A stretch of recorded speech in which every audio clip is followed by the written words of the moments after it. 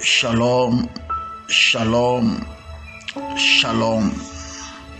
Je vous salue par le nom précieux de notre Seigneur Jésus-Christ.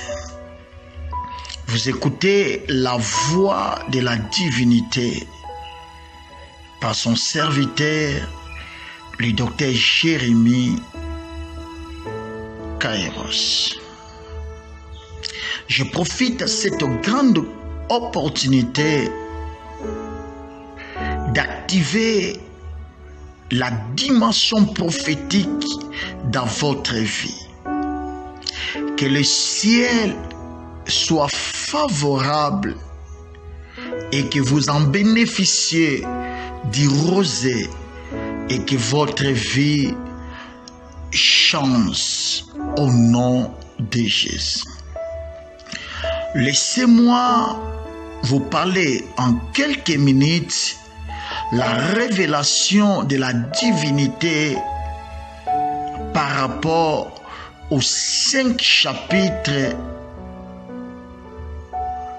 aux 5 premiers chapitres de la Bible, c'est-à-dire dans le livre de Genèse. Connaissant bien que chaque livre a un esprit, le livre de Genèse, c'est le livre des commencements de toutes choses. En d'autres termes, si Dieu veut commencer quelque chose, il t'amène dans la dimension Genèse. Et en écoutant la voix de la divinité, que l'Éternel commence quelque chose de nouveau dans ta vie. Le premier mot attaché à l'expression ou le premier verbe attaché à l'expression commencer, c'est le verbe créer. Au commencement, Dieu créa. Cela veut dire quand Dieu veut commencer quelque chose avec toi, il le crée. Je prie pour des femmes stériles que Dieu crée des enfants pour eux. Je prie pour des gens qui n'ont pas de travail, que Dieu crée des travail pour vous. Si tu crois à cela, reçois cela.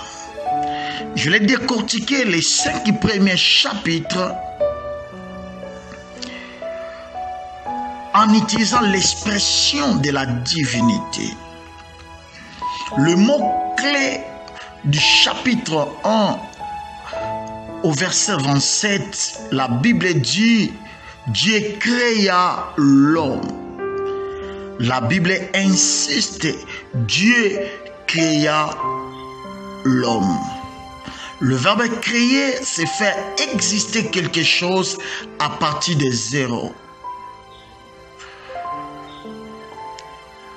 En d'autres termes, c'est l'existence d'une substance spirituelle non matérielle. Le premier homme que Dieu a créé, c'est l'homme spirituel.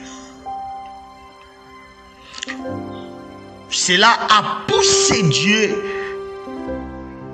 d'ouvrir le chapitre 2 parce qu'un être spirituel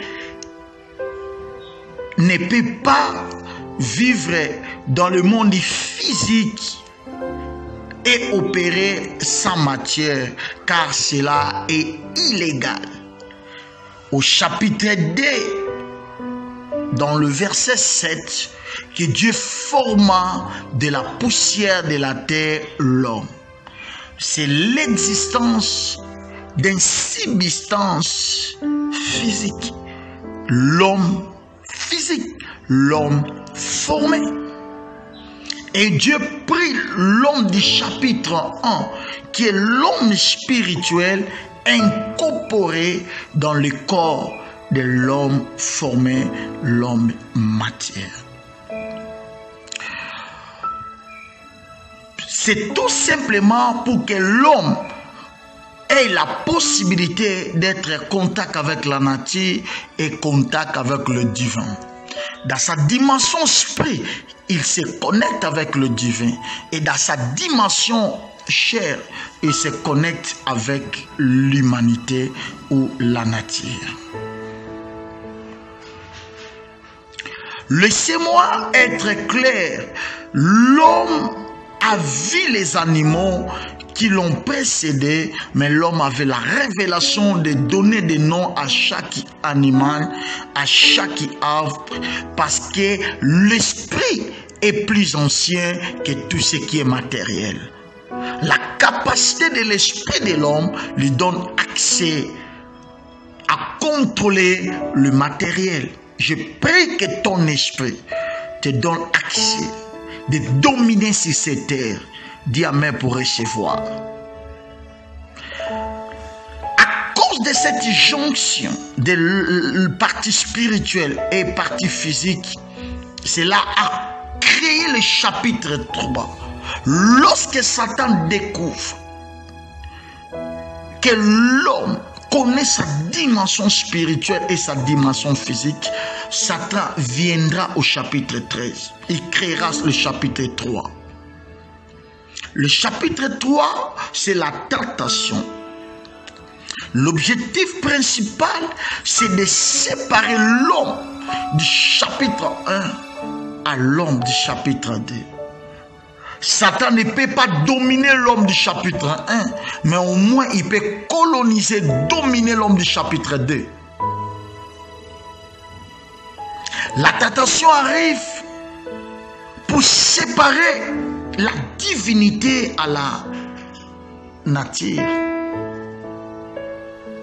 Séparer le ciel à la terre. Et au verset 7, quand l'homme a mangé le fruit, les yeux furent ouverts. En d'autres termes, ils ont perdu quelque chose de l'esprit et l'homme devient naturel. Aussi longtemps que l'homme pêche, il devient naturel, automatiquement l'homme crée son chapitre 4, la naissance de Caïn. Parce qu'un homme naturel ne peut que donner sur terre Caïn. Caïn a plusieurs définitions pour ne pas parler seulement des possessions acquises. Caïn détermine directement la nature terrestre. L'homme étant un être qui a perdu sa divinité, il devient terrestre. Il ne peut que donner ce qui est terrestre. Parce qu'on donne ce qu'on a. Le péché du chapitre 3 a créé le chapitre 4. Et par conséquence, aussi longtemps Caïn est là, il tuera ton Abel. L'Abel veut dire souffle, veut dire vapeur, veut dire ce qui vient du ciel. Tout ce qui est de la nature divine, aussi longtemps Caïn est là, il détruira ta nature divine. Il détruira tout ce qui est divin dans ta vie. Parce que Caïn n'acceptera pas que tu produis ce qui est positif. Ta nature pécheresse ne te permettra pas de vivre dans le bain de la divinité. Paul dit, je connais le bien, mais le mal qui habite à moi m'empêche de faire le bien. Il voulait dire en d'autres termes, j'ai la dimension Abel, je connais la dimension Abel, mais la dimension Caïn qui habite à moi m'empêche de vivre comme Abel. Et automatiquement, si vous voulez avancer, il faut que Caïn soit loin de vous. Raison pour laquelle Bartimée ne peut pas avancer vers Jésus avec son manteau. On ne peut pas aller plus loin avec Dieu, avec Caïn. Et le chapitre 4, c'est la séparation d'Adam et Caïn. Et la Bible dit, à cause de cette séparation, cela a créé le chapitre 7, chapitre 5, qui est la naissance de Seth. Or, le mot Seth veut dire tout simplement compensation. Le mot Seth veut dire mise à part. Maintenant, l'Éternel a mis Adam à part, afin que de Adam commence ou saute. C'est ce qu'on appelle Enoch, l'auteur de l'adoration, le père des adorateurs. On ne peut pas produire quelque chose de bien aussi longtemps que Caïn est là. On peut que produire Caïn si nous échouons au chapitre 13. On peut qu'être et dominer sur la terre si nous respectons le mariage qui existe entre notre nature du chapitre 1 et de notre nature du chapitre 2.